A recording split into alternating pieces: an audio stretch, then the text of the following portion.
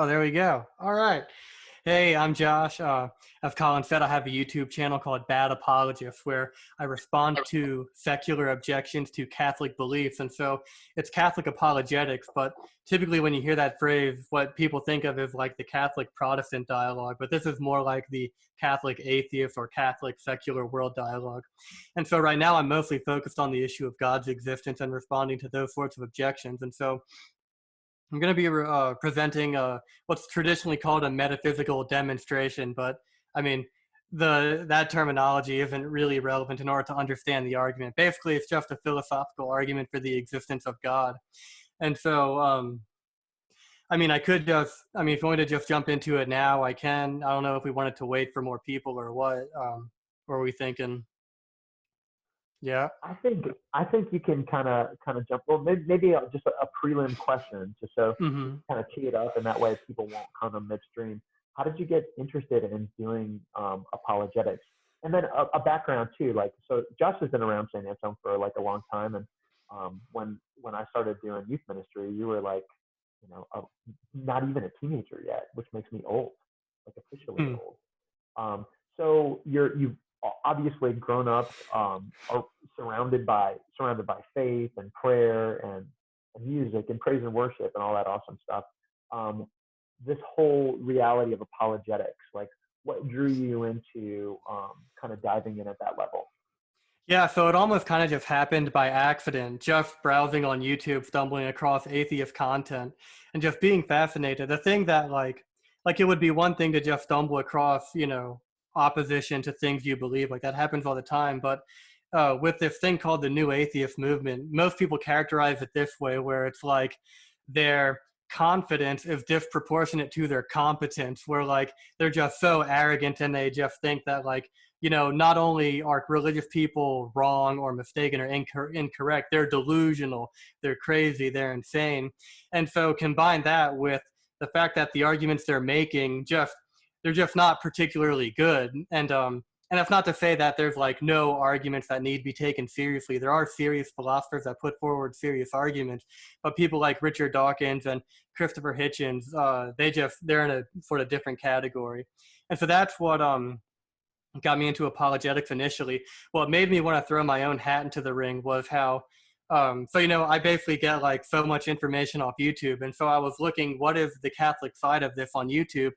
And this was before, Matt Fradd had his YouTube channel and a couple other people. And really the only channels I found was Bishop Barron, who's great. But then also the Catholic Answers channel, which is sort of like excerpts from their radio show.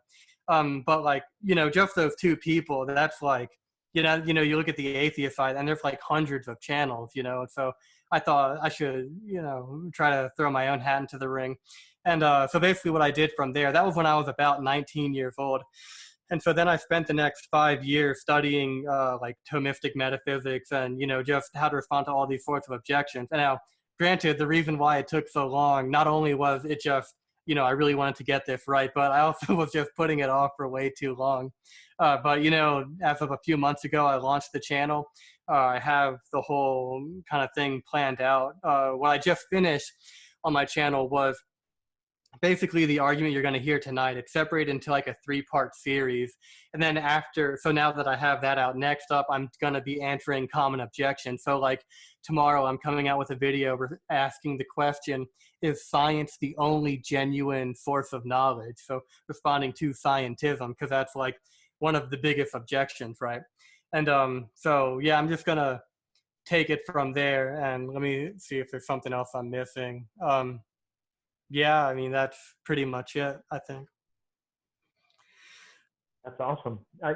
Yeah, I think I worry as a high school teacher about what sorts of things students are going to encounter in college. And yeah, those names that you brought up, Dawkins and Hitchens, like those are thinkers that have, pretty flimsy arguments, but they're very mass produced. And I think on a lot of campuses, like, a freshman undergrad in a science class or whatever is confronted with something that they haven't thought about. And so I think what you're doing is really important, is just to kind of equip people with, like, well, if you run across these objections, this is how you deal with that, and this is how we think through that faith and reason work together. So I think probably good time if you want to. So what's your argument for God's existence? How in the year 2020 do we kind of tackle that deep question? Yeah, for sure. So there's a number of different arguments for God's existence, and you can kind of categorize them different ways. You'll have some arguments. These are the more popular ones where they're like really short, maybe like one or two syllogisms, and they're typically more probabilistic rather than demonstrative. And then you have something like Aquinas' five ways, which is more demonstrative, and it takes more legwork to kind of get through. And the argument I'm presenting tonight is going to be in that latter category. It's typically called a contingency argument, and it proceeds from the principle of sufficient reason. And so I would start out kind of like with an informal definition of that. So you can think of the principle of sufficient reason as basically the claim that all of reality is thoroughly intelligible, that things don't just lack an explanation, that brute facts don't exist. And I find the best way to explain this is to just start giving examples in the beginning. So take, for example, you lose your car keys and then you find them in the refrigerator. You would probably think, oh, I was just on autopilot. I accidentally put my keys in the refrigerator when I was pulling something out. Or, maybe someone's playing a joke on me or something like that. What you probably would not think is that your keys were annihilated from existence and then they rematerialize in the refrigerator. And it's not simply a matter of like, oh, well, it's just unlikely. It's like, that's just not even possible. And the way we kind of articulate that is that it would violate the principle of sufficient reason. Another example I like is imagine you have two objects which are identical in every way that two objects can be. Now imagine you place them on a scale to find that one of them weighs more than the other. And now what should we conclude from an experiment like that? On the one hand, you might think, well, the objects were not really identical to begin with, or maybe there's something like broken with the scale. But regardless of what answer you give, you're going to implicitly presuppose the principle of sufficient reason. And so what's great about this is that there's not even any way to argue against it without implicitly presupposing it. And it's just something that kind of permeates like our everyday life, even though it's not something we explicitly think about. And so a more formal way to put it, let me try this share screen real quick. All right, y'all see that? Yep. So a more formal way would be, there is a sufficient reason for the being of whatever is and for all attributes of any being. All right, so now that we have our principle, we're going to put it to good use, because guess what? Let me click on that. The world has being. That is to say, the world exists. Therefore, the world requires an explanation. Now, there's a few common objections that would arise at this point. The most common one is to say, well, just because the world needs an explanation, that doesn't mean that God is the explanation. This is just an argument from ignorance, a God of the gaps, et cetera, et cetera. And the first part of that is true, that even though we've established that the world must have an explanation, we still haven't brought God into the equation yet. So the most that we've even claimed is that the world must have an explanation. And then the other kind of response you would hear is that, okay, so the world has an explanation, but we can keep the divine foot out the door because the world can just explain its own existence. And here's how something like that might work. So let's say something like the universe has always existed. Or if you don't like one universe, we can say it's a multiverse, or just, however you like. So something like the universe has always existed.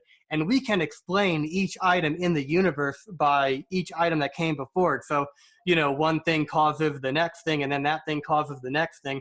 And we just go backwards in time forever. And so we'll have an explanation for each item. And so then everything's accounted for and there's nothing left to be explained.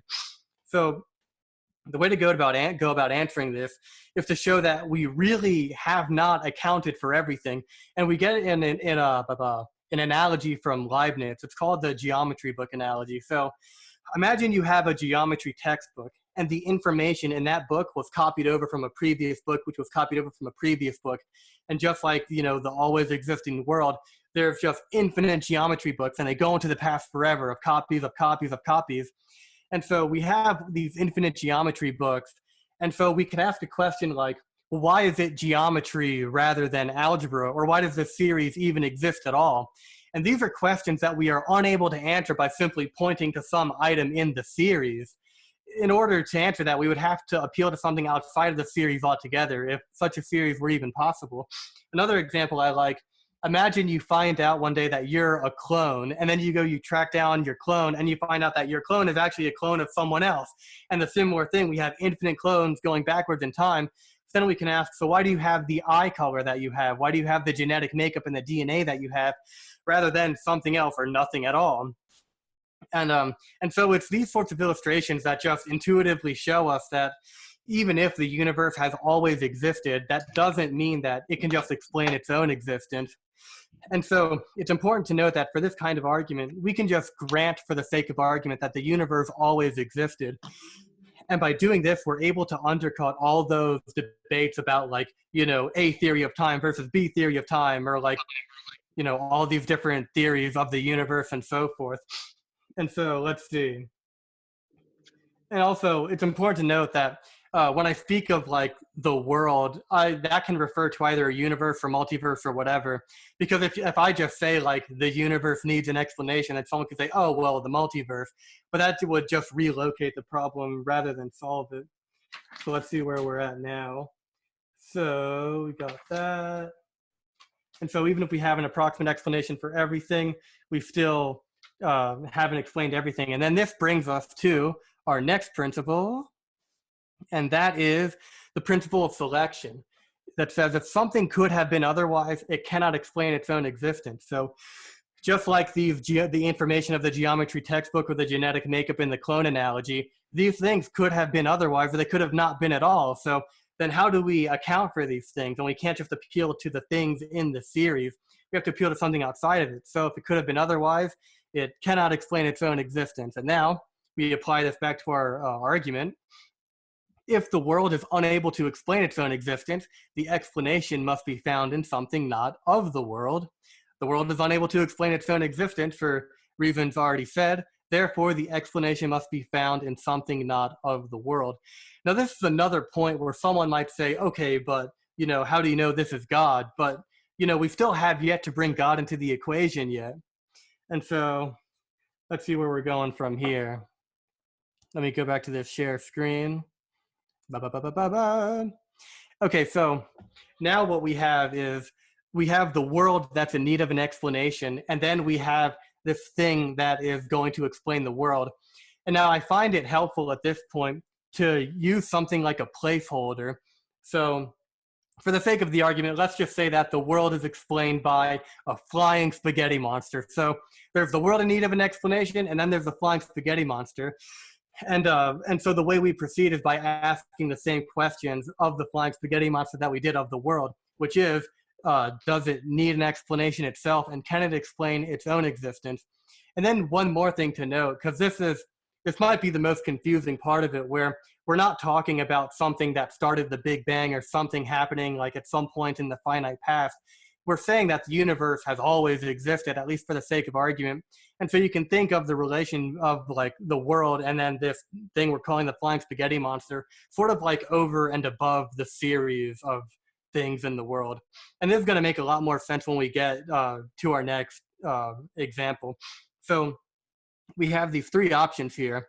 This explanation, which is the flying spaghetti monster, will either have no explanation for its existence, it will explain its own existence, or will be explained by something else. Now, we can already rule out this first option here with the principle of sufficient reason. It cannot lack an explanation. But then what about these other two? So let's take this third option that says, is this thing going to be explained by something else? Let's see what happens if we do that. If this explanation could not explain its own existence, then this would relocate the problem to a further explanation, which itself would need explaining. So we have the world in need of explaining, then the flying spaghetti monster that explains it, and then the flying linguini monster that explains the flying spaghetti monster, copyright pending. And so now we have another problem, which is that the flying linguini monster needs an explanation. These mythical creatures are just so needy, they're like my cat. So what are we going to do with this flying linguini monster? Well, let's say there's another flying pasta monster that explains the linguini monster. In fact, let's say there's an infinite number of these spaghetti monsters. So surely that would explain the world, right? Well, let's see what happens when we try that. So if the problem were relocated indefinitely or to infinity due to no explanation being able to explain its own existence, the world would not have an explanation. Now that might sound a bit strange. I mean, wouldn't it have like infinite explanations? And so this is where we come to one of our final examples, final principles. And this is like my favorite part of the whole argument. So there's a distinction in Thomistic metaphysics between what's called an accidentally ordered series and an essentially ordered series. And now this might sound like, daunting and confusing, but it's like so intuitive. It's so easy. And the best way I find to explain this is just by giving examples. So imagine you have a hand that's holding a stick that's pushing a stone. The stone only moves insofar as it's moved by the stick, insofar as it's moved by the hand. And so this is called an essentially ordered series, where we have the hand, which is almost like the termination point, which is imparting causal power to the stick in order to move the stone.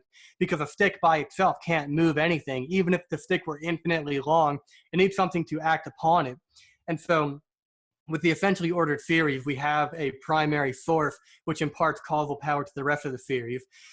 Contrast this with an accidentally ordered series, and this is the kind of thing that we're already familiar with, where a father begets a son who in turn begets another son, where the members in this series do not derive on the previous members in the same way that the stick would rely on the hand. So if my father were to stop existing, I can still continue existing, whereas if my hand stops moving, the stick stops moving, the stone stops moving.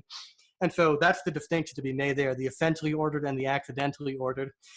And now, here's an essentially ordered series that's closer to our original problem. So this is a scary looking owl, right? I'm going to put this scary looking owl on top of this old radio I obtained by trading in Alaskan baked salmon. That's a true story, but also not relevant.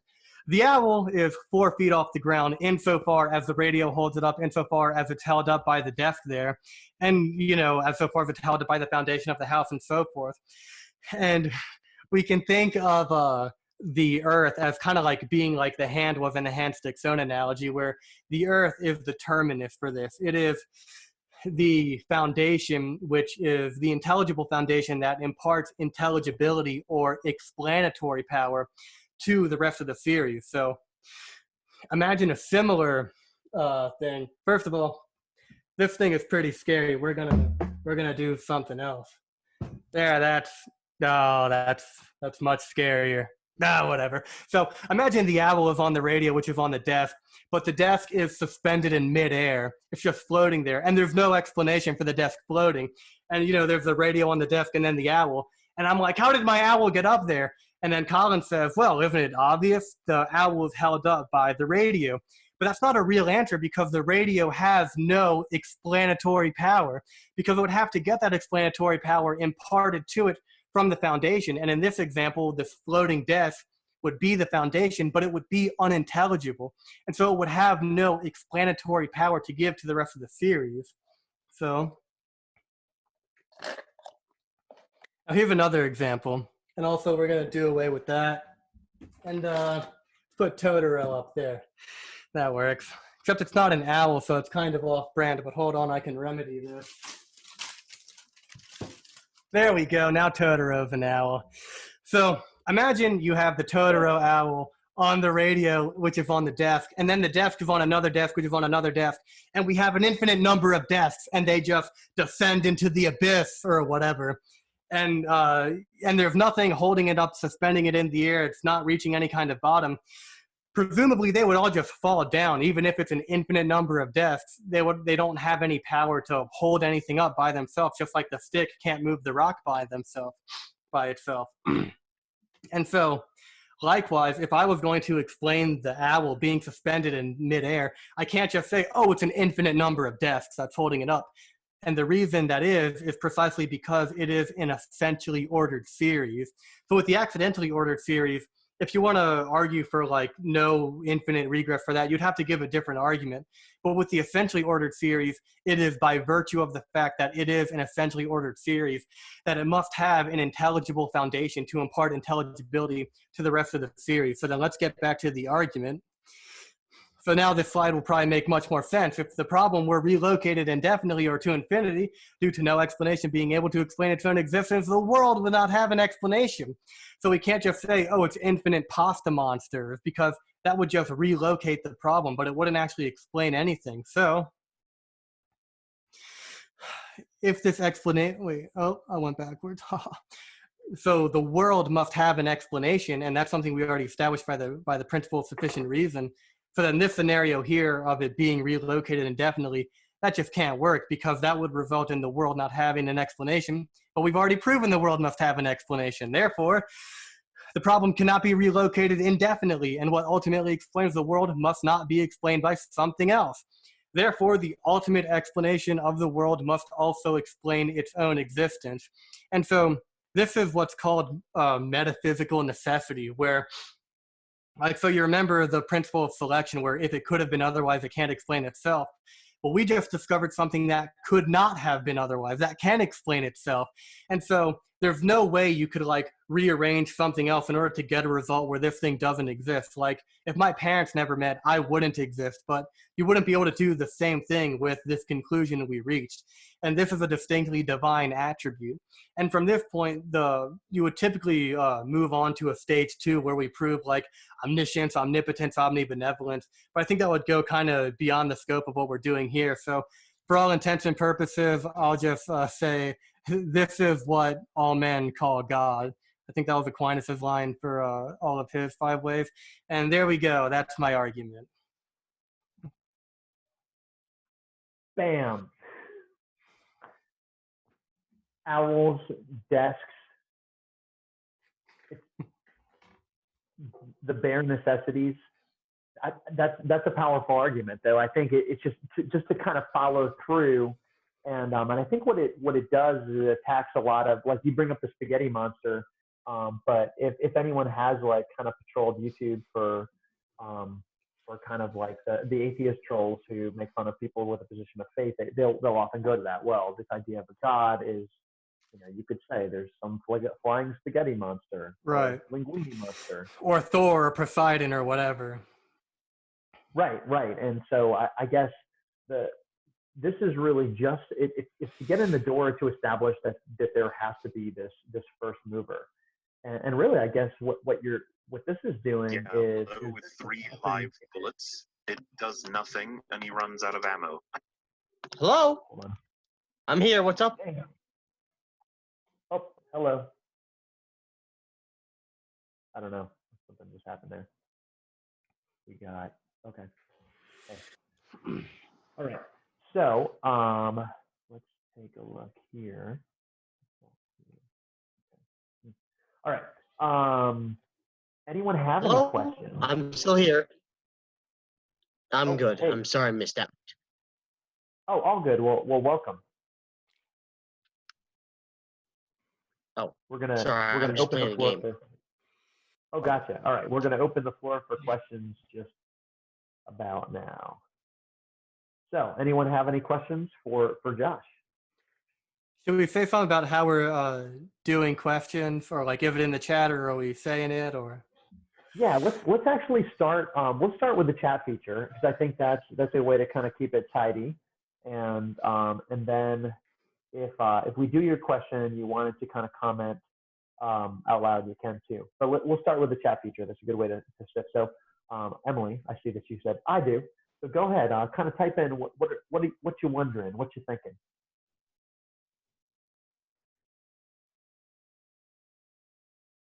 Or whoever else. I'll just beatbox while we're waiting.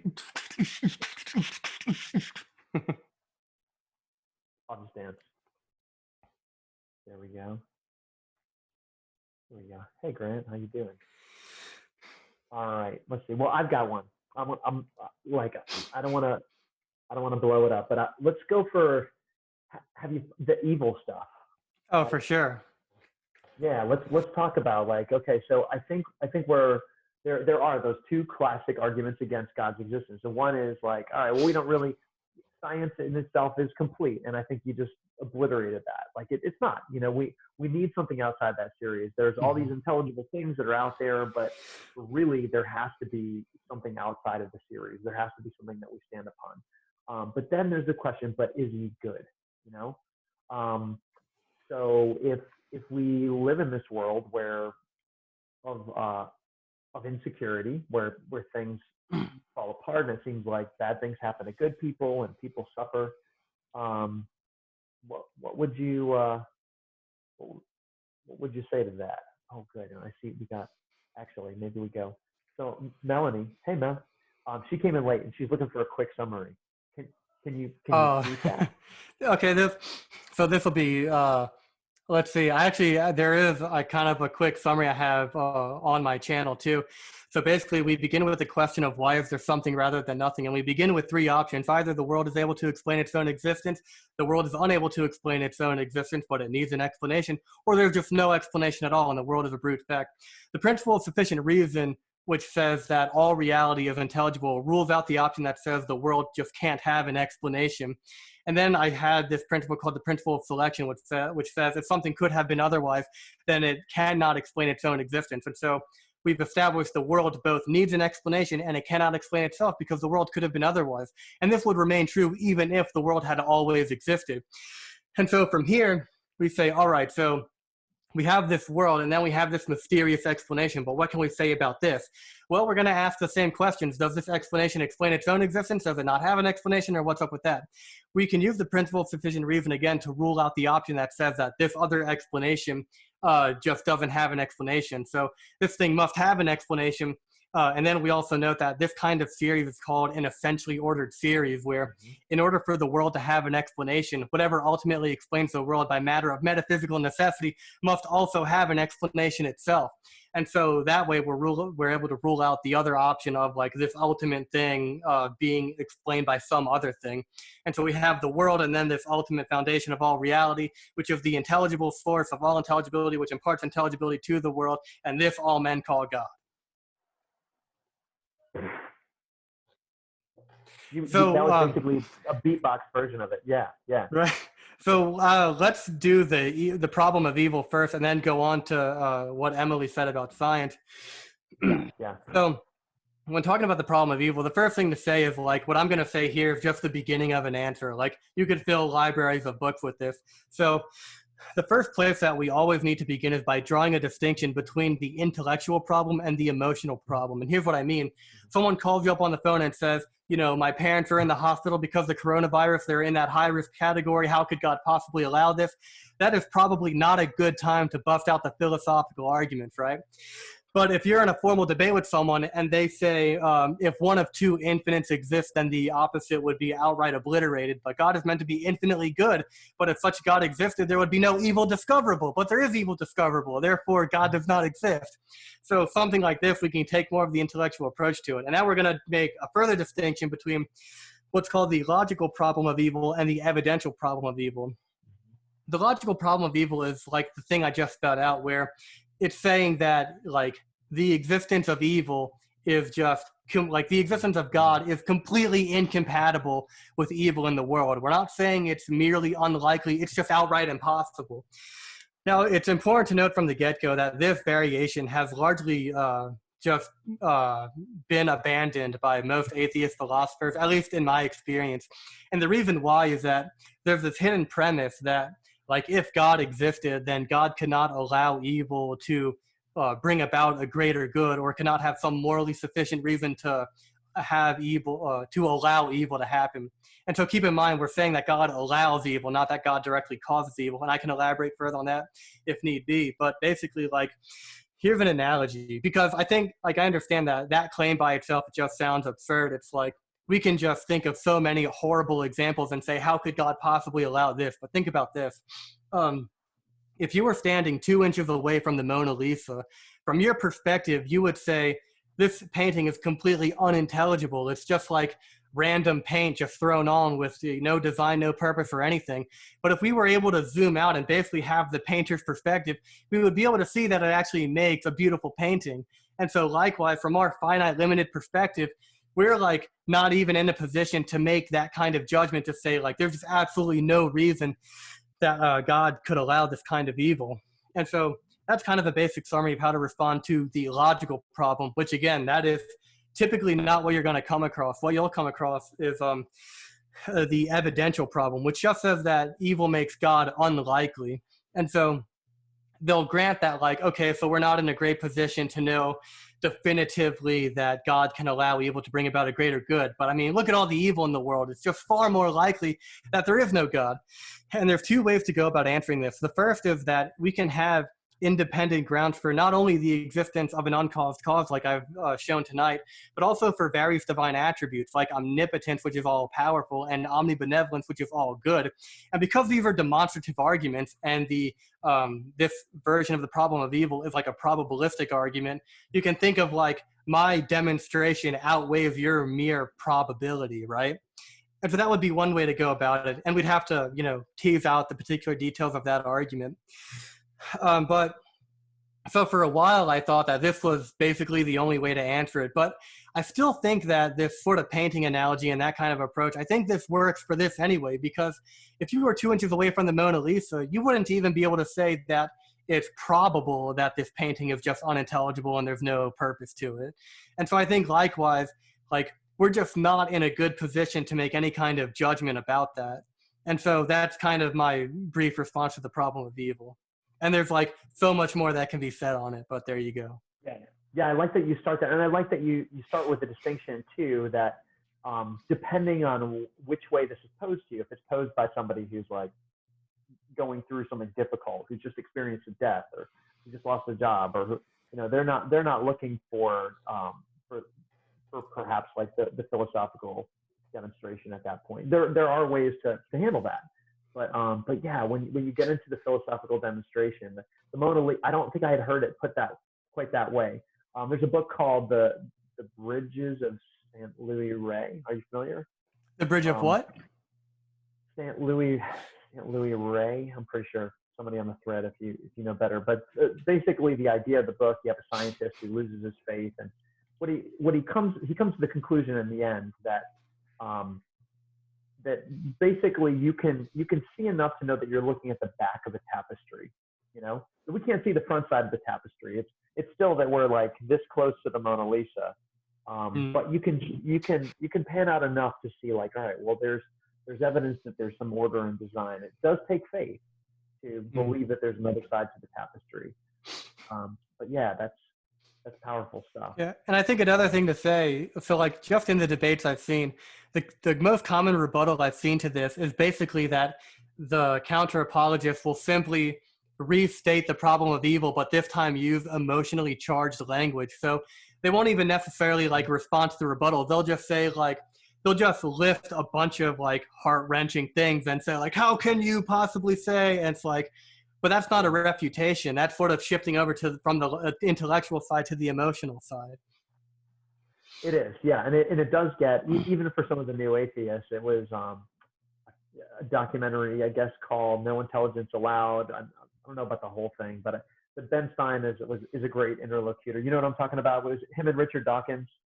And I haven't seen that. But I know of Bill Maher's Religulous. Yeah, and he gets Dawkins just to get upset and to start calling the God of Old Testament names. So there's a lot of name calling. And I think he's even quoting from his book, The God Delusion. Yeah, where there's a famous Dawkins quote. I forget how it goes exactly, but it's like, God is the most wicked character in all of fiction. And then most of that, it's not just the problem of evil, but he also brings up like, God flooded the world and killed all these people and just like all sorts of other things. And I mean, all of that has answers too. It'd be different from responding to the problem of evil, but yeah. Yeah, clarify from the Bridge of San Luis Rey. Yeah, that's how it. Yeah. Cool. So there we have this other one about, is science the only genuine source of knowledge? Should I tackle that? Yeah. So here's my favorite way of responding to this. So I draw an analogy with sola scriptura, the Protestant doctrine. And so, like, when you're debating an atheist, they're not going to care about these inter-Christian debates, right? And so they can kind of look at this issue more objectively. And so you could say this. So you could say, so there are these Christians, they believe in this Christian doctrine called sola scriptura. This means scripture alone, or the Bible alone. And this is a Christian doctrine that says all Christian doctrine must come from the Bible. But if it just so happened to turn out that sola scriptura itself was found nowhere in the Bible, do you think that would pose a challenge to the one that holds to sola scriptura? And presumably they would say, yeah, or, maybe they'll try to change the topic, see where you're going or whatever. But presumably they'll agree with it. And then you say, okay, so what you're saying is that science is the only genuine source of knowledge. Now, I'm curious, what peer-reviewed journal did you get that conclusion from? And the answer is that there is no peer-reviewed journal because there's no scientific evidence that science itself is the only genuine source of knowledge. And not only does there just not happen to be no evidence, but it's like not even conceivable because any kind of scientific claim presupposes some kind of philosophical claim, even if it's just the claim that the external world exists and that my senses are not lying to me. That itself is not something you can prove by science. And there's this whole book called Aristotle's Revenge, which talks about all of the metaphysical and philosophical foundations to these scientific claims. And so scientism is self-defeating essentially for the same reason sola scriptura is self-defeating. That's kind of my basic sketch of that. And tomorrow I'm coming out with a very long-winded video about that. So if you want to see my response in excruciating detail, as well as the argument I gave tonight in excruciating detail, you can check it out on the channel. I can't wait. That's awesome. Yeah. That I don't think I had heard that either. That to refute scientism with sola scriptura, that sola scriptura is sort of absurd because nowhere in scripture does it say that everything is yeah absurd. You know what's funny is like I had that idea and then I saw Karlo Brousard post an article about it and I'm like, he stole my idea, come on, I wanted to be the first one to do that. So we have another question: who besides Aquinas is your favorite philosopher? So as far as contemporary people, let's see. So there's a book by Edward Feser, who I would say is my favorite, called 5 Proofs of the Existence of God. And this is probably like the definitive book on natural theology that's like, contemporary, not including Aquinas' Summa. And I'd say the last chapter in this book is worth the price of admission alone. That's where he answers basically like every objection you could possibly think of. And it's also, he's the author of the other book I showed, Aristotle's Revenge. And yeah, he was one of the first people I came across that said that you can just grant for the sake of argument the universe always existed. Because of all these debates I was seeing, it was always about like the A theory of time versus the B theory of time, or like, this model of the universe versus this other model. And it was all just like so confusing and overwhelming. And then Feser's like, by the way, you don't even have to engage in that because we can prove the existence of God regardless of what the scientific facts turn out to be. So that's how I'd answer that. That is awesome. Yeah, and I guess alluding to the idea that during quarantine, there's better stuff to do than like just veg on Netflix. Like you can engage like questions that you've always had, like about really essential things, and find really good things to read and find engaging videos and this one too, Norris Clarke would be my other favorite. And this is just a general text on metaphysics, and Feser has his own, but this is like, I would say probably one of my favorite books ever. It's just like, if you're curious about the sort of the principles and premises of the argument, where we kind of how we build the argument, that's the kind of thing you would learn about from this book. Let's see, we have another question. I got to tell you my Norris Clarke story first, though. So I met him before he is deceased. But oh, no way! In his late 80s, and was guest lecturing at Boston College, and it I don't know, that it was like Yoda walking in, and he gave a talk that was life as an epic versus life as an episode. And of course, wow, he's a great metaphysician, but also just a really really practical and deep Yoda-like. Yeah. Two things about Norris Clarke. There's a video of him on YouTube. It's like one of 2 videos of him that even exist, I think. And he's just like, he seems like the most like gentle, like calm, polite person. But like the arguments he's giving are like so robust. It's almost like the opposite of the new atheists, where they're super arrogant and confrontational and their arguments are so weak. Norris Clarke was like this very gentle person, but he could just like demolish anyone's argument. And also, there's an argument in this book for the existence of God from W. Norris Clarke that I've only ever seen in his book, aside from the citation he gives from Aquinas. And so like it hasn't even been popularized yet. And it's honestly, it's probably my all-time favorite argument. I'd say the argument I gave tonight's like my second favorite. And so currently I've been working on a way to kind of translate that argument into more like popular terms, sort of, popularize it, so to speak. Because the way it is, because the way it is now, it presupposes so much and it's so confusing, but I think it's pretty great. But let's see. Someone asked, how does one move on from past regrets? I think that's a little bit outside my wheelhouse. Maybe Colin would be more equipped to answer that. Prayer, time, the sacrament of reconciliation. Actually, that would be my number one answer is we move on. Jesus gave us an F for that, the sacrament of reconciliation. I was just yesterday with my freshmen, we've been reading through John's Gospel, and we came to, at the end of John's Gospel, this encounter between Jesus and Peter. And I always get there and I think about how much regret Peter must have been dealing with, that I'll never deny you. And then he does it 3 times. And then he sees the Lord and he's so stoked that he jumps out of the boat, but then he comes face to face and he's got like all this regret. And it's really like we bring our regrets to Jesus. We come face to face with him. And Jesus asks him these piercing questions. Do you love me? Yes, I love you. And he asks him again, I love you. And then of course there's the restorative thing too. Jesus says, feed my sheep. So bring your regrets to Jesus, bring them to the sacrament of reconciliation, move on and do good and feed sheep. I think that's what I would say. That I also noticed too, it looks Melanie, who is a great quoter of John Paul II, I know because she did a whole compilation of just like awesome quotes. Not just, I think maybe it wasn't all JP2, but everything that he said about the coherence of science and faith.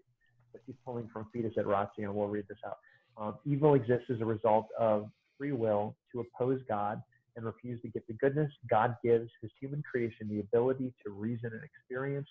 Both objective and emotional perspectives invite a bigger view of God. JP2 gives a vision of the world that is both and, without the exclusion of the other, faith and science. Thank you, Melanie. Awesome. Yeah.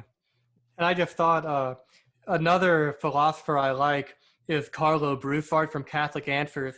He has a book that I bought on Kindle called Prepare the Way. And it's Catholic apologetics as it concerns the Catholic, like, secular world issues. And he just answers, like, so many objections there. And he's really intelligent. So Prepare the Way by Karlo Brousard is probably one of the best, like, popular level books I could recommend. For almost like any issue, whether it be like the existence of God or the nature of marriage or like pro-life issues. Like, he just answers so much of it. So that would be something else I'd recommend. Awesome. Well, I wanted to, so Josh, a huge thank you for sharing your gifts with us. And I put up there the link too, but we can maybe share that.